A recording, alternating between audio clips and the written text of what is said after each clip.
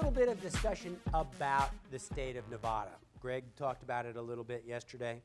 It's not that overly critical for our purposes here. But let me just say a few words about Nevada. Nevada is a terrific, terrific state in which to incorporate. Go on their website, go to the Secretary of State's website. Nevada is actively seeking customers. They are seeking people to come there to set up their businesses.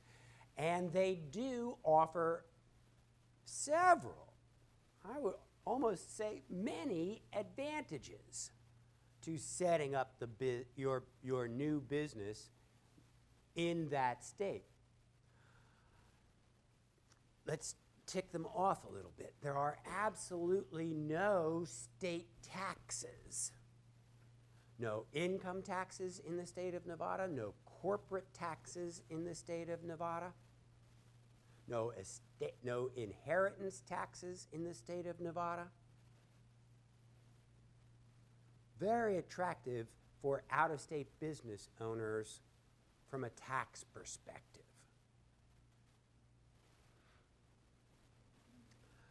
Nevada's corporate statutes are among the strongest in the United States for offering liability protection for the business owners and the directors, for that matter. It's very, very difficult to pierce the corporate veil of a Nevada corporation, just because even if your bylaws and your paperwork is all in order, the corporate laws of the state reinforce those and make it very, very difficult to pierce and the corporate shield and get at the business owners. Probably the aspect of Nevada corporate law that is the most attractive to people, though from out of state, is the statutes that permit the owners of a corporation created in Nevada.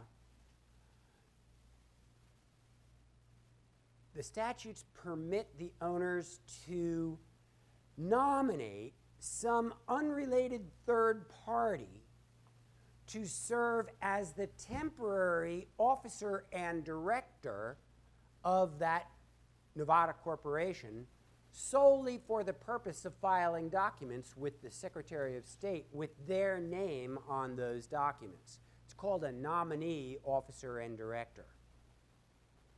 Only the states of Nevada and Wyoming have that written into their corporate statutes.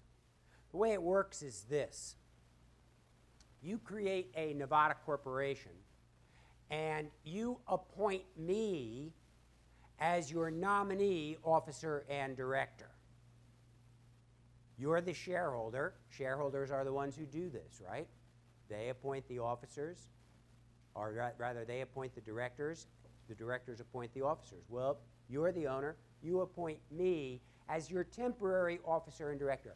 I file all of the documents to create this corporation with the Secretary of State of Nevada. Every state requires, both on the formation, on the initial formation documents that are submitted to the Secretary of State, and annually, in an annual report to the Secretary of State, that you list the officers and directors of that corporation.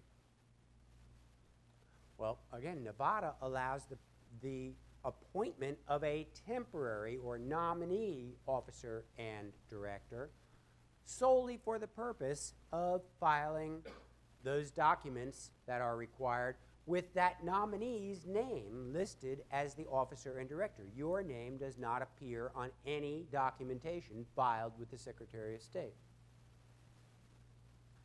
You go to the Secretary of State's website and search the name of a corporation, search the name of a corporation created in Nevada, and it will list right on the website, it will list the officers and directors. However, you don't know whether those are the real officers and directors or whether those are the nominee officers and directors.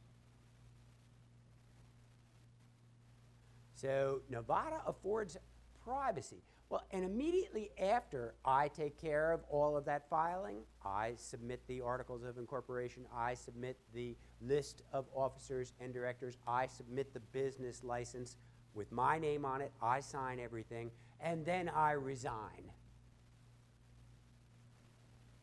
And then you hold a shareholders meeting and accept my resignation and appoint the real directors, who then meet and appoint the real officers. And you go happily about running your business for the next 364 days. When the first annual report is due, you then resign as officers and directors, temporarily appoint me as your nominee officer and director. I file the documents that the state requires, the annual report, including a list of officers and directors with my name on it. As soon as I have completed that task, I resign. You hold another meeting, accept my resignation, appoint yourselves as officers and directors. Sounds funny, doesn't it? Sounds a little weird. Sounds a little shady. It is written into the statutes of the state. The state legislature has drafted their corporate laws that way.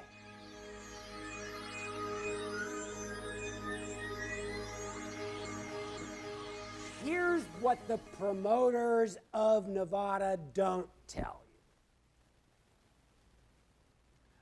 That is that if a corporation is doing business in any state of the country, that corporation must register with that state and file documents similar to the Articles of Incorporation and the list of officers and directors.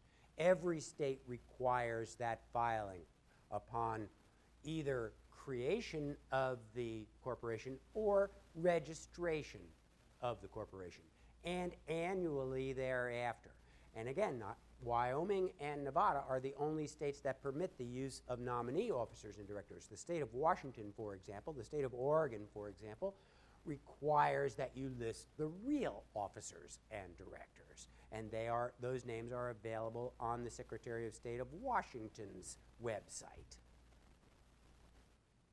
So while you have privacy, where you have anonymity in the state in which the business entity is created, not necessarily so in the state where you are actually doing business. And if you are buying and selling real estate, do you think that fits the definition of most states' doing business statute? I'll tell you what, it does. Because you're dealing with the citizens of that state. You're dealing with real estate brokers. You're dealing with tenants. You're dealing with contractors. You're dealing with their citizens that is doing business. So for real estate, the state of Nevada is not all that critical. It can be very useful, but it's not overly critical. Now, I'll leave some discussion to Clint regarding Nevada and the use of certain types of business structures incorporating a Nevada entity or two. Greg mentioned it in terms of the trading business. Those of you who are managing your accounts as a business, Charles, we talked about this, where you treat your brokerage account, your money, your intangible assets as yet another business asset, just like you treat your rental real estate as a business asset. And of course, you want to put it into an entity, and you want to take advantage of the corporation's ability to get you those tax deductions and that pre-tax money.